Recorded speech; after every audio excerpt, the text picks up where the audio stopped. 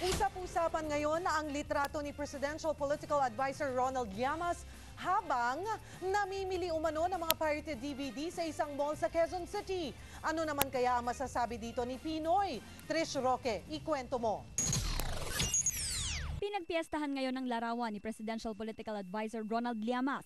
Kita sa litrato, namimili si Llamas ng pirated DVD sa loob ng Circle C Mall sa Congressional Avenue sa QC. Nang balikan ng News 5 ang mall kanina, malinis at walang nakadisplay na anumang mga pirated DVD sa lugar. DVD. Wala silang display. Sinubukan ng News 5 na kunin ang panig ni Llamas pero hindi ito sumasagot. Pero ang boss niyang si Pinoy may komento. Alam naman yung dami ng problema natin. Yung DVD medyo mabababa ng konti sa priority natin. Sabi naman ni Optical Media Board Chairman Ronnie Ricketts, walang maikakaso sa mga mahuhuling bumibili ng mga pirated dahil mga retailers lang daw ang sakop ng kanilang kampanya.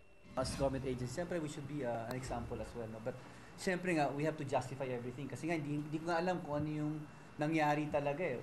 Ang lokal na pamahalaan ng QC naman, aminadong hirap silang sugpuin ng piracy. Kasi talaga hindi naman nila aminin sa business permit nila na meron silang illegal DVDs. So merchandise ang gagawin nila.